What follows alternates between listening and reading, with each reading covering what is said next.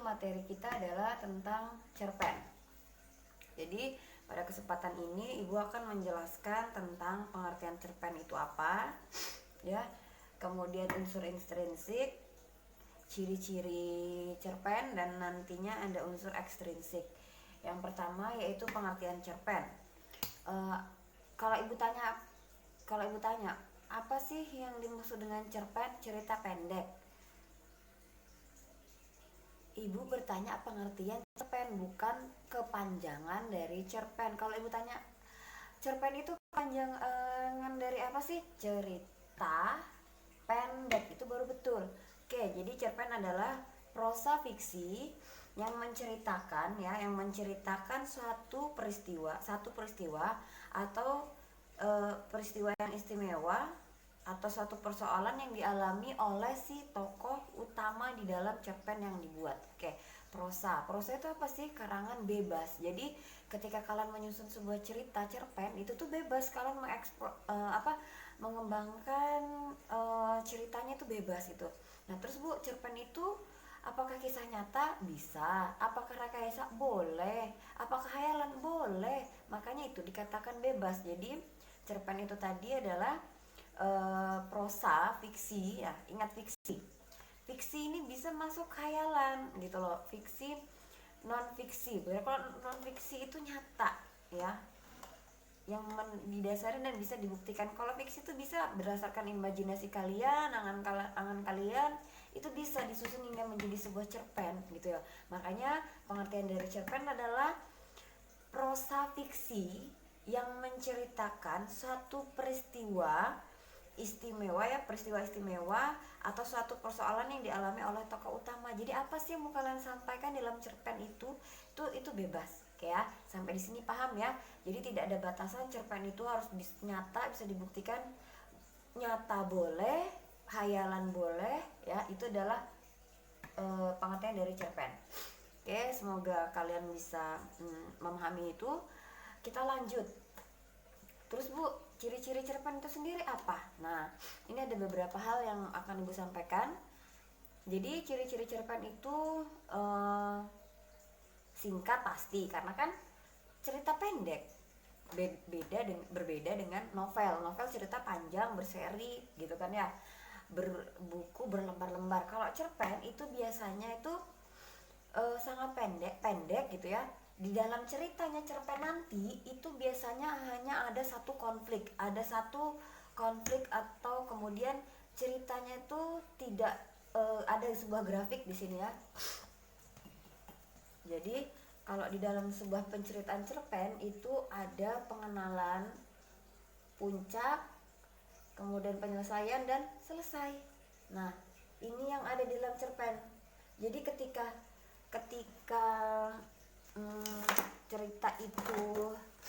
cerita itu disampaikan, dia tidak sampai berlarut panjang. Dia sampai kepada penyelesaian, apa yang mau disampaikan si penulis itu tersampaikan, selesai ceritanya. Oke. Nah, di sini kalau bisa kalian lihat di buku paket ya. Jadi cerpen itu seperti ini. Ada pengenalan cerita. Pengenalan cerita itu posisinya di sini. Ya, kemudian pengungkapan peristiwa itu sudah mulai naik. Kemudian menuju konflik, nama juga menuju ya. Nah, di sini sehingga sampai di sini nih konfliknya. Konflik itu kemudian diselesaikan dan selesai. Berakhirlah cerita cerpen tersebut. Kayak itu ya. Ciri-ciri yang pertama. Kemudian ada kalimat yang menyatakan habis dibaca sekali duduk. Kenapa dikatakan habis dibaca sekali duduk? Kalian perhatikan, pernah baca novel? Apakah novel itu kalian langsung habiskan dalam satu buku itu dalam satu hari? Tidak kan? Pasti ada sampai berhari-hari gitu kan ya.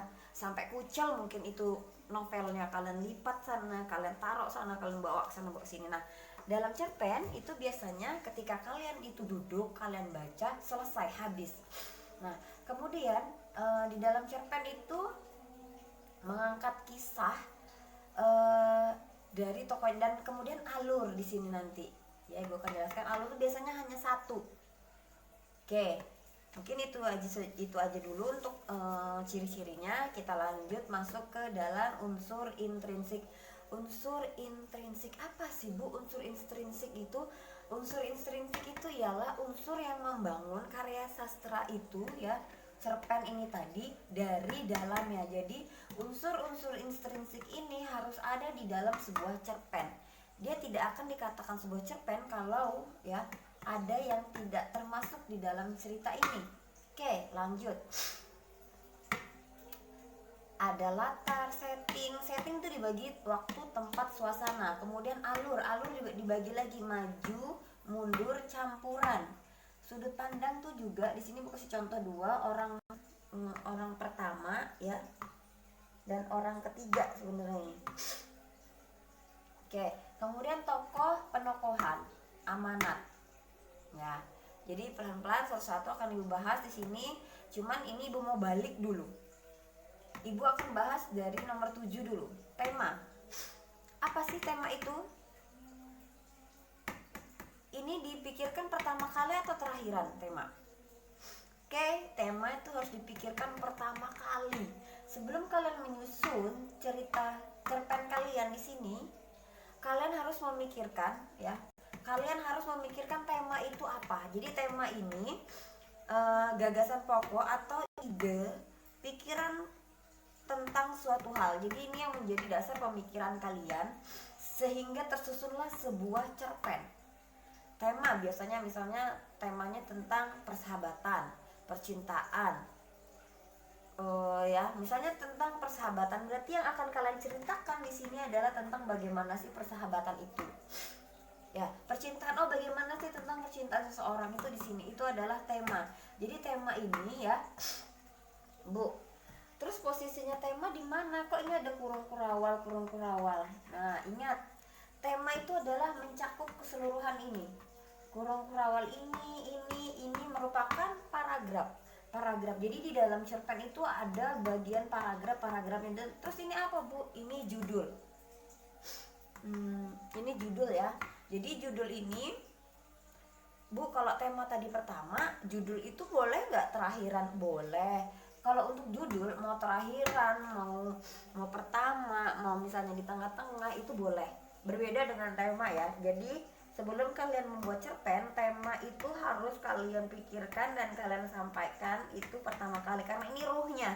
Ini yang menjadi dasar kalian menyusun sebuah cerita. Oke, paham ya Ibu rasa untuk tema? Jadi jangan sampai tema ini terakhir. Oke, kalau misalnya judul itu boleh terakhir, tapi tema itu tidak boleh.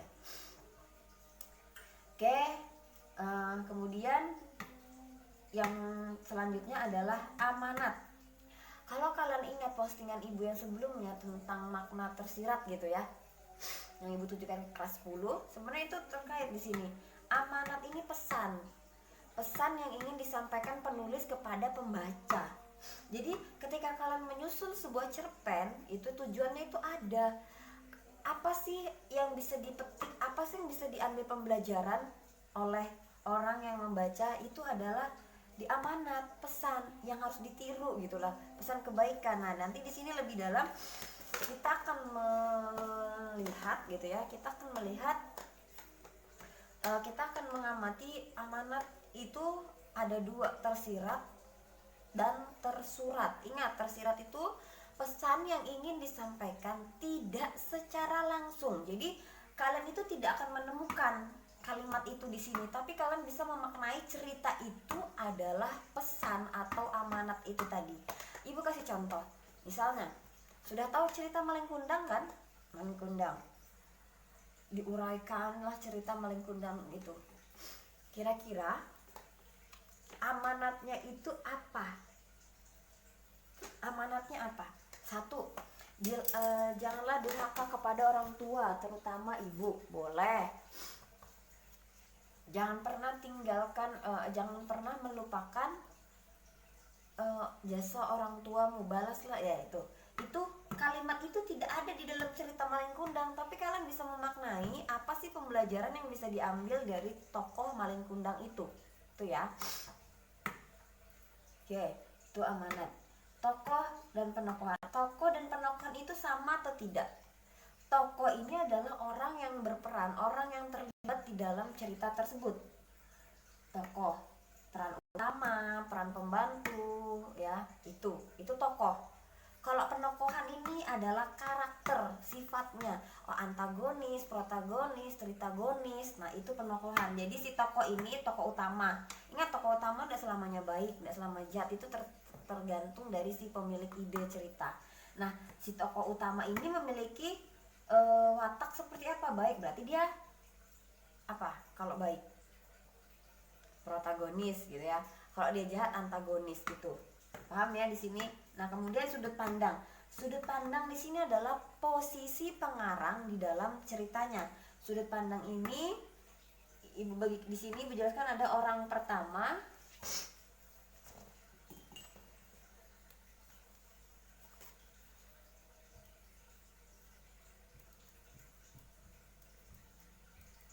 dan orang ketiga. Oke, sudut pandang orang pertama itu adalah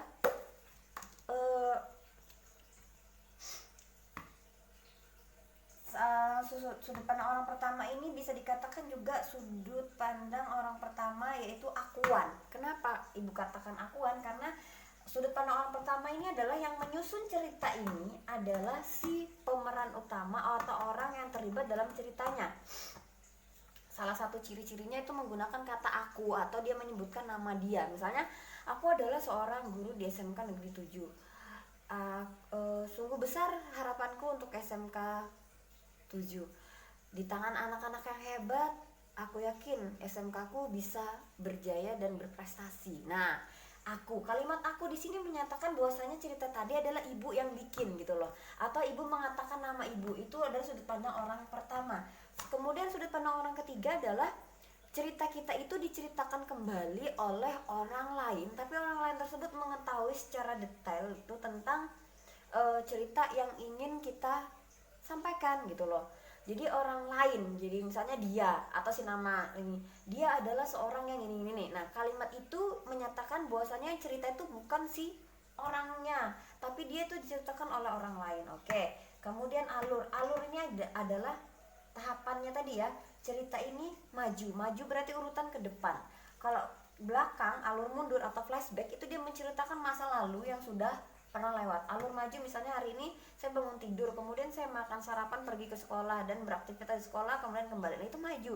Tapi kalau mundur itu ke belakang. Aku teringat waktu aku kuliah dulu. Nah, itu kan sudah lewat, sudah terjadi gitu loh. Itu ya. Oke. Kemudian ini setting. Setting ini dibagi atas waktu, tempat, suasana. Jadi di dalam cerpen itu harus ada waktunya itu kapan gitu loh ya. Tempatnya itu di mana dan suasananya itu bagaimana gitu loh. Ibu kasih waktu. Matahari sangat terik menyengat kulitku. Nah, kira-kira kalimat itu waktunya jam berapa? Siang hari. Kenapa? Matahari adanya kapan? Siang hari, ya kan? Oke, tempat. Aku 10.000 kaki di atas permukaan laut. Ku melihat bentangan sawah-sawah gitu ya, bentangan hutan yang rimbun. Nah, kira-kira posisinya di mana? Di atas langit gitu loh. Kita sedang naik pesawat. Suasana misalnya suara senjata bersahut-sahutan. Semua masyarakat pergi berhamburan menyelamatkan diri. Kira-kira suasananya bagaimana? Suasananya pasti mencekam gitu, kayak seperti ada perang gitu ya. Oke. Latar ya. Jadi mungkin itu saja dulu untuk materi Ibu cerpen ini. Nanti materi ini akan Ibu share juga gitu ya, file PowerPoint-nya. Nah, tolong kalian catat apa yang sudah Ibu jelaskan dari materi ini. Oke, ditunggu video selanjutnya. Wabillahi taufiq wal hidayah. Wassalamualaikum warahmatullahi wabarakatuh.